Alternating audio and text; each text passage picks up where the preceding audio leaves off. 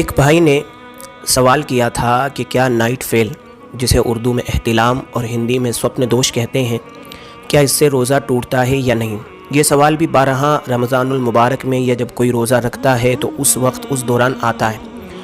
تو یاد رکھیں، اس سے روزہ نہیں ٹوٹتا، کیونکہ وہ انسان کے اختیار میں نہیں ہوتا، اور یہی وجہ ہے کہ اس کا گناہ بھی نہیں ہے۔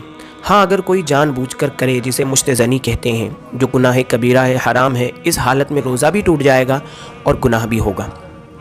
یہاں میں ایک چیز اور بتا دوں، کیونکہ کئی لوگوں کے ذہن میں یہ سوال گھومتے رہتے ہیں کہ کوئی رات کو سویا اور نائٹ فیل ہو گئی، یا بیوی کے ساتھ تعلقات قائم کیے، صحبت کی، اس وجہ سے ناپاک ہو گیا، تو اب پہلے غسل کر کے پاک ہوگا یا پہلے سحری کرے گا؟ یہ سوال بہت آتا ہے، تو میں اس کو آسانی سے سمجھانے کی کوشش کروں گا انشاءاللہ۔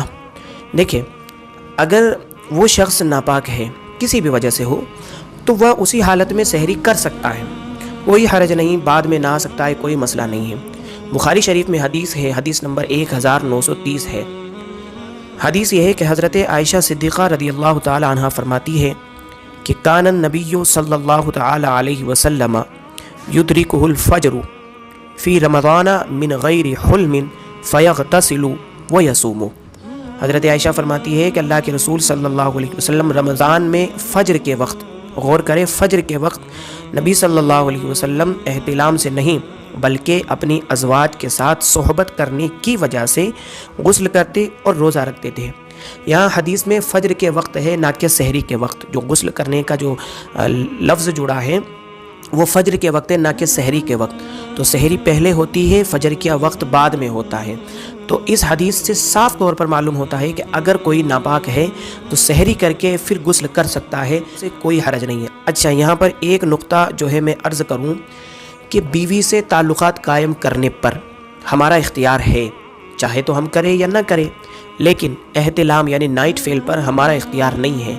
تو جس پر اختیار ہونے کے باوجود روزہ رکھا جا سکتا ہے، اسی حالت میں، ناپاکی کی حالت میں، بیوی سے تعلقات قائم کرنے پر جو انسان ناپاک ہو جاتا ہے، اس حالت میں جب روزہ رکھنے کا اختیار ہے، تو جس پر اختیار نہیں یعنی نائٹ فیل، تو اس پر تو بدرج اولا ہوگا، اس میں تو آرام سے انسان روزہ رکھ سکتا ہے، تو یہاں کوئی حرج نہیں۔ ہاں، اگر کسی کا من نہ کرے اور اسے یقین ہو کہ اتنا وقت باقی ہے کہ میں غسل کر کے سحری بھی آرام سے کر لوں گا، تو بے شک وہ یہ کر سکتا ہے، اس کے لیے اچھا ہے۔ اس کے ساتھ ہی ایک بات یہاں پر آخری یہ بھی عرض کر دوں کہ اس حدیث سے یہ بات بھی ثابت ہوتی ہے، جیسا کہ میں نے پہلے بھی ویڈیوز بنائی ہے، کہ اللہ کے رسول صلی اللہ علیہ وسلم جو غسل کرتے تھے وہ احتلام والا نہیں بلکہ اپنی بیوی سے صحبت کرنے پر غسل کرتے تھے۔ تو اس حدیث سے یہ بات بھی ثابت ہوتی ہے کہ رمضان کی راتوں میں بیوی کے ساتھ تعلقات قائم کیے جا سکتے ہیں۔ اللہ تعالیٰ سبھی کو حق سمجھنے کی توفیق عطا فرمائے۔